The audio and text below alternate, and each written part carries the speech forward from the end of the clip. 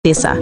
Sebuah metamorfosis sosial yang membuat dunia bertanya-tanya, apakah mungkin setiap manusia, betapapun kelam masa lalunya, sebenarnya hanya menunggu kesempatan untuk menemukan cahaya. Namun seperti setiap langkah besar dalam sejarah, kebijakan Ibrahim Traoré tidak berjalan tanpa perlawanan. Ada banyak suara sumbang yang mencoba meruntuhkan gagasannya. Sebagian pihak menuduhnya terlalu naif. Bagaimana mungkin seorang pencuri yang sudah merugikan masyarakat bisa dipercaya untuk mengelola tanah rakyat? Media fasing mulai menebarkan isu bahwa program ini hanyalah panggung politik untuk mendongkrak popularitas Traoré di mata rakyat. Lebih jauh lagi, ada kabar burung yang berhembus kencang. Kelompok-kelompok internasional yang selama ini menguasai bisnis penjara modern merasa terancam. Jika Burkina Faso berhasil membuktikan bahwa dunia bisa hidup tanpa penjara, maka triliunan dolar keuntungan yang mereka peroleh dari industri itu bisa runtuh seketika. Ancaman datang dalam bentuk laporan-laporan hitam, propaganda gelap, hingga kabar tentang upaya menjatuhkan pemerintahan Traoré. Namun presiden muda itu hanya menjawab dengan tenang, "Aku lebih takut lapar rakyatku daripada ancaman siapapun." Kalimat ini membuat rakyat Burkina Faso semakin mencintai pemimpinnya, sekaligus membuat lawan-lawannya semakin geram. Meski dihantam kritik dan ancaman, Traoré tetap berdiri teguh. Ia percaya pada sesuatu yang jauh lebih besar daripada sekedar kebijakan negara.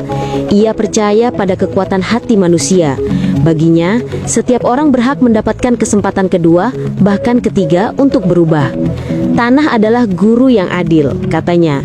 Siapapun yang mau bekerja akan diberi hasil. Siapapun yang malas akan tetap lapar. Inilah revolusi sosial yang jarang ditemukan di dunia modern. Revolusi yang tidak hanya mengubah aturan, tetapi juga mengubah hati. Mantan penjahat yang dulu hidup dari kegelapan kini menemukan arti kerja keras, rasa lelah yang jujur, dan kebahagiaan ketika melihat panen mereka memberi makan anak-anak desa. Sementara rakyat yang dulu menaruh benci, kini belajar memaafkan. Mereka melihat dengan mata kepala sendiri bahwa keajaiban bisa lahir dari keberanian memberi orang kesempatan. Burkina Faso sedang menulis kisah cinta baru antara manusia, tanah, dan harapan. Tak butuh waktu lama, dunia pun mulai melihat hasil nyata dari kebijakan Traoré.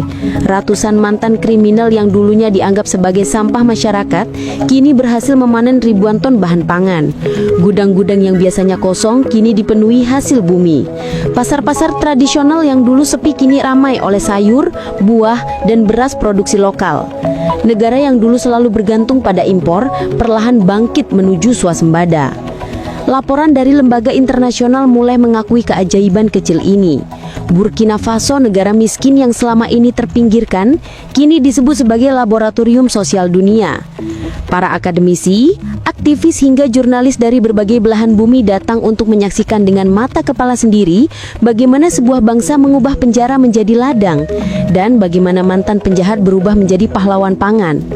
Dunia terperangah dan mulai bertanya dengan serius, apakah mungkin sistem penjara yang kita kenal selama ini hanyalah jebakan kolonial yang bisa kita tinggalkan selamanya? Semakin banyak yang penasaran dengan sosok Traoré.